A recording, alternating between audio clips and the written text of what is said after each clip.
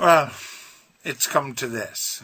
I've been saying for 2 years that October the 2nd, Sunday, in Dunedin, would be the defining match of this World Cup. And despite all the euphoria about the win in Australia, it will be nothing if we lose on Sunday. Whoever loses goes home.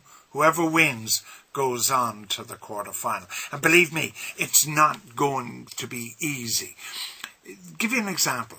Very rarely in international sport does a coach-manager give away his game plan before the match. In fact, they go the exact opposite direction.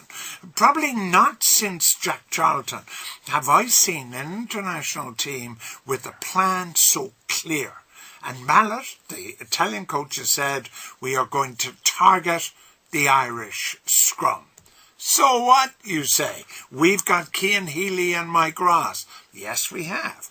And Cian Healy and Mike Ross are certainly better than some of the people who've worn the number 1 and 3 shirt in recent months and years. But this is a really powerful Italian scrummage. Not only that, but in Ongaro and Lo Cicero on the bench, they can bring somebody on. So Ross and Healy, having just seen off one set of Italian front rows, another 2 come on, as good as the ones who've just walked on. We don't have that luxury because Tom Court, and remember Tom Court is doubtful.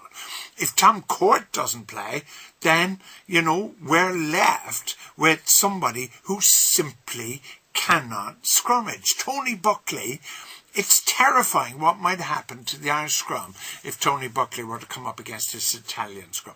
Can you imagine? Just think about this doomsday scenario. There are just minutes left. The Irish scrum is deep in its own half, on defending a scrum on its own try line. There are only seconds left. We're 3 points ahead. And the Irish scrum goes hurtling backwards. The referee resets, having awarded a penalty. It goes hurtling backwards for a second time.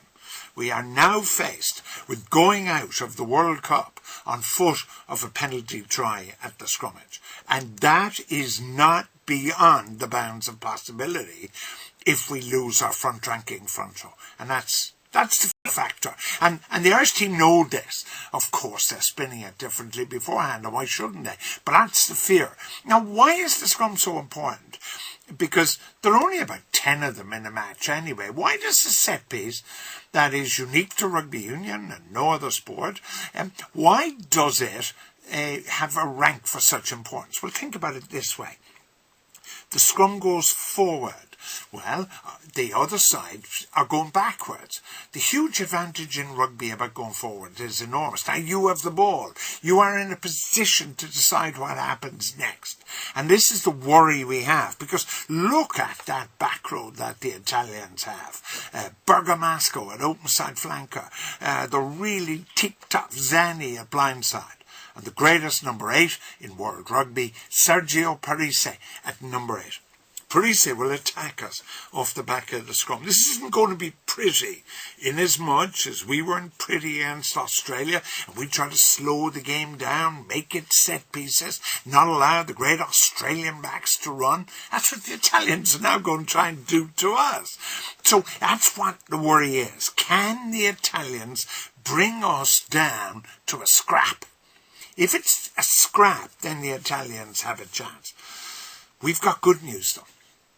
Unbelievably, Kidney has fiddled around with the halfbacks in this Irish team. There isn't a person in Ireland who knows who the number 1 fly half is and who the number 1 scrum half is and what the best pairing is. For this week, and it may be for this week only, he's gone for Ronan O'Gara and Conor Murray. In my view, that's where he should be going. That's a good choice. Murray, strong, aggressive, young, confident. He's not going to take anything from the Italians. And behind the beaten pack, going backwards, he could be very important.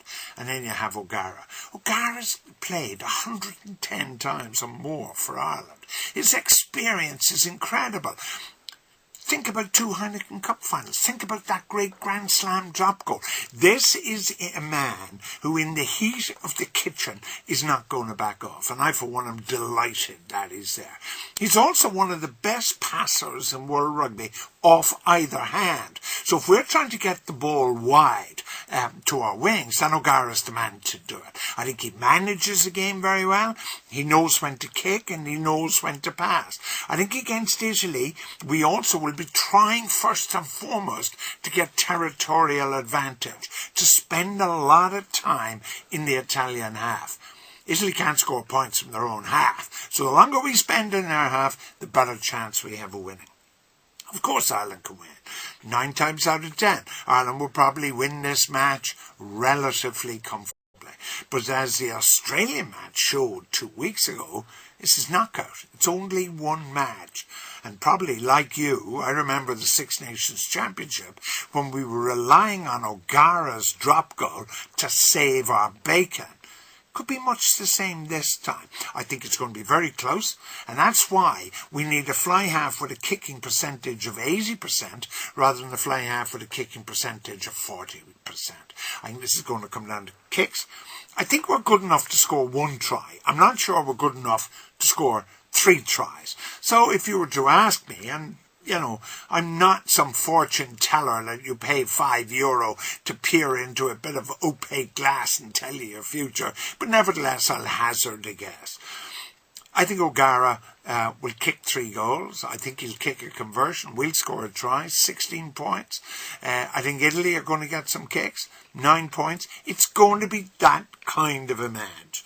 I would love, with 15-20 minutes to go, I'd be love to be sitting back with Tom and Connor and Popey, relaxing with a coffee and saying, isn't it great? I wonder how we're going to do in the quarterfinal. Sadly, I don't think that's going to be the way. I think I'm going to be doing the 5 joyful mysteries, the 5 glorious ones, and the 5 sorrowful ones, praying frantically that we're going to come out of this with a win. But one way or another, this is us, this is Ireland, this is our country, this is men in green shirts playing with pride for their country. Whether it's soccer or whether it's rugby or whether it's track and field in the Olympics, there's something special about watching an Irish sportsman or sportswoman do good. Get up on Sunday morning. It's going to be great. And I have to say, I think we're going to make it. After that, well, that's another conversation. Quarterfinals, semi-finals and finals we'll talk about. But let's get there. Remember, there have been 7 World Cups and half the time we haven't got to the knockout stages. So the first thing for Ireland always is to make the knockout stages. If we do that on Sunday, I'll be a very, very happy man.